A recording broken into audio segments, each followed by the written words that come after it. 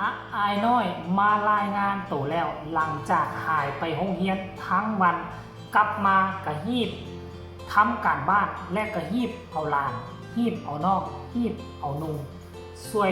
พี่ป้าหน้าอาทางบ้านกราบทักทายสบายดี FC ทุกทาน FC ทุกคนอยากให้ทุกคนเห็นคลิปวิดีโอนี้จาก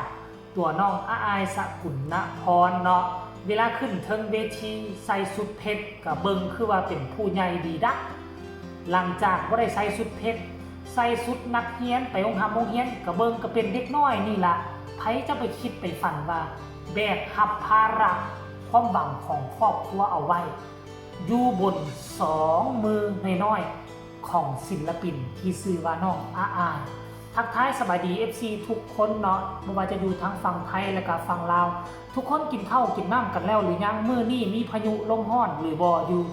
ทั้งฝั่งไทยสำหรับอยู่บ้านของเจเบาลาวมื้อนี้ปรากฏว่าบ่มีฝนตกแม้แต่เม็ดเดียวเด้อฝนได้ตกมาเป็นเวลา3มื้อติดต่อกันตอนเช้าบ่ตกแต่ค่อยค่ำยามแลงแบบนี้มันตกทุกมื้อแต่ว่ามื้อนี้ตะเวนจะตกดินแล้วมันก็ยังบ่มีท่าทีว่าจะตกซึ่งมันเป็นการดีที่สุดท่านผู้ชมเนาะมันเฮ็ดให้บ้านของเจบ่ลาวบ่ต้องตกอกตกใจฝนตกมาเทื่อใดอยู่ทั้งด้านหลังน้ำท่วมทั้งด้านหน้าทางนี่ก็น้ำไหลตามทางทั้งที่มันมีห้องระบายน้ำแต่น้ำก็ยังไหลอยู่เนาะท่านผู้ชมเนาะกลับคืนเข้ามาสู่หัวข้อหลักของพวกเขาหวังว่าทุกคนก็น่าจะเห็นคลิปนี้เป็นที่เรียบร้อยแล้วพ่อแม่ของน้องน้องซามินบอกหรือว่าน้องซื้ออย่างมีลิ้นพากันทายเอาความน่ารักของอายท่านผู้ชมไปโรงเรียนเพิ่นก็ไปผู้เดียวเพิ่นขี่มอเตอร์ไซค์ไปผู้เดียวเนาะทั้งที่น้องมีลิ้นกับพ่อแม่ก็ได้ขี่รถใหญ่ไปส่งก็เพราะว่าน้องอายก็มีความเก่งใจเนาะและอีกอย่างเพิ่นก็มีรถมอเตอร์ไซค์แล้วเพิ่นก็ขี่รถมอเตอร์ไซค์ไปผู้เดียวบ่อยากรบกวนผู้อื่นอันนี้ก็ต้องเข้าใจน้องอายด้วยเนาะแล้วคนอื่นก็ต้องเข้าใจบ่แม่นว่าทั้งพ่อแม่ของน้องมีลิ้นบ่อยากเอาอายไปนำมันบ่แม่นแล้วนั่นเด้อท่านผู้ชมเนาะคืออายนี่เป็นคนขี้เก่งใจและอายเป็นคนที่รับผิดชอบสูง อายุซ้ำนี่แต่น้องอายคิดว่าน้องอายใหญ่พอที่จะขี่รถมอเตอร์ไซค์ไปแล้วมีความรับผิดชอบในตัวของตนเองก็เลยว่าได้ขี่มอเตอร์ไซค์ไปผู้เดียวคันมื้อใดน้องอายบ่ได้ขี่มอเตอร์ไซค์ไปพ่อแม่ของน้องมีลิ้นเก่าน้องอายมาอยู่แล้วดังคลิปนี้ที่เฮาเห็นเนาะก็คือว่าถามอายเอารถมาบ่ล่ะคันบ่มาก็ต้องได้เอากลับบ้านไปนำพออยู่เฮือนหลังเดียวกันเด้เนาะอยู่นํกันเด้อยู่ในอาณาเขตอันเดียวกันหลังจากมาฮอดเฮือนฮอดซานแล้วฮีบทำการบ้านเบิ่งแม่ฮีบทำการบ้านจดๆจ้องๆทำการบ้านสำเร็จเสร็จสิ้นแล้วก็ฮีบมาเอาน้องซามินน้องชายล่าสุดเนาะหากมีวันเกิดแล้วเป็นยังเป็นบ่ล่ะฮีบมาเอาน้องแล้วก็ปล่อยให้แม่ของซามินไปเฮ็ดข้าวเฮ็ดของกินไปครัวอยู่ครัวกินตนเองก็เป็นในฐานะที่เป็นพี่สาวคนโตก็ว่าแม่นน้องมิลินก็ยังน้อยอยู่ดิพี่สาวคนโตน้องอ้ายนี่เป็นผู้ใหญ่ก่อนหมู่ก็จำเป็นต้องได้เอาน้องทำการบ้านเรียบร้อยแล้วก็เอาน้องอันนี้ภาพความน่ารักอยากให้ทุกคนได้เห็นเนาะเจบ่เล่าเห็นแล้วก็รู้สึกปลาบปลื้มใจเบิ่งคลิปนี้แล้วจึงมาพ้อกันในช่วงต่อไปกันแล้วกันไปเบิ่งกันเลยน้องมิลินน้องชามินพี่อาย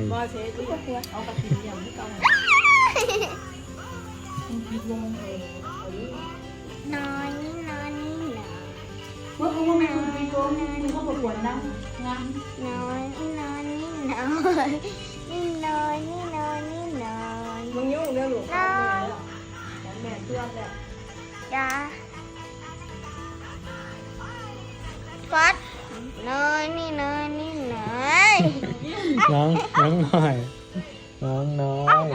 ใหญ่เห็นว่าเขายุ่งนะกับยุ่งและเสร็จแล้วครับ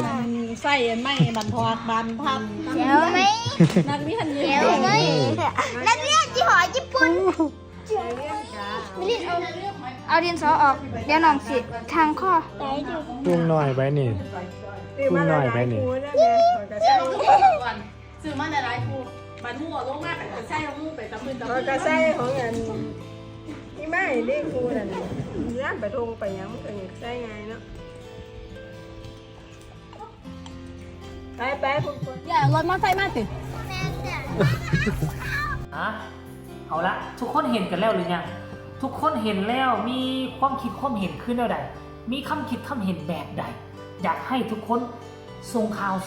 มาส่งคำคิดคำเห็นของทุกคนเข้ามาอยู่ในคอมเมนต์เจบอลเล่าก็อยากอ่านอยากรู้ความรู้สึกของพ่อแม่เอฟซีหลังจากที่เห็นน้องอาอายออกมาเคลื่อนไหวในคลิปนี้ที่เห็นน้องอาอายมีความรับผิดชอบเนาะไปห้องห้ำไปโรงเรียนกลับมาแล้วแทนที่จะมาพักผ่อนย้อนอารมณ์บอกย่านลืมกลับมาฮอดเฮือนปุ๊บรีบทำการบ้านสากลทั้งน้องมิลินทั้งน้องซามินกับยอกใหญ่กันอยู่ทั้งข้างเอื้อยก็ฮีบเฮ็ดแล้วก็ฮีบไปเอาน้องเรียบร้อยแล้วกินข้าวกินน้ำแล้วก็เป็นตาซ่อมลำทำเพลงกับซ่อมเป็นตาเฮ็ดนั่นเฮ็ดนี่น้องก็เฮ็ดสวยครอบสวยครัวซึ่งมันเป็นภาพบรรยากาศซึ่งคิดไปใส่ตนเองในอดีตเจบอเล่าตอนอายุซ้ำน้องอาอายนี่นะโอ้ยนึ่งเข้ายังบ่เป็นซ้ำอันภาษาอีหยังจะไปเอาน้องเอานุงนี่นะบ่ได้ซ้ำน้องอาอายนี่พอกับแม่เจบอเล่าสอนหนังสือให้นะโอ้ยเกือบจนได้ตีได้ให้กันจะสอนหนังสือได้โตหนึ่งเจบอเล่าจำได้ว่าตอนเจบอเล่าอายุ12 ปีนี่คือพอท่านจบป.5 พอเจบอเล่าเป็นคนเฮียนบ่เก่งข้างห้องป.2 อยู่ป.2 นี่ตั้ง2 ปีเจบอเล่ามาอยู่ม.1 นี่ประมาณ13 ปีแล้วล่ะ13 ปีท่านผู้ชมแหม13ที่เข้า14 ปีแล้วความปึกของเจบอเล่าอันนี้มาเห็นน้องอาอายน่ะจักเอาเวลาใดไปเฮียนหนังสือก็เก่งห้องลำทำเพลงก็เป็นหาเงินซื้อดินซื้อดอนใกล้จะได้เงินมาปุ๊บสร้างบ้านให้ยาอยู่แล้วโอ้ยจังเป็นโชคดีของยาล้ำโชคดีของพ่อนกพงศกรโชคดีของวงตระกูลของน้องอาอายและโชคดีของวงตระกูลนกพงศกรที่มีลูกมีเต้าแบบนี้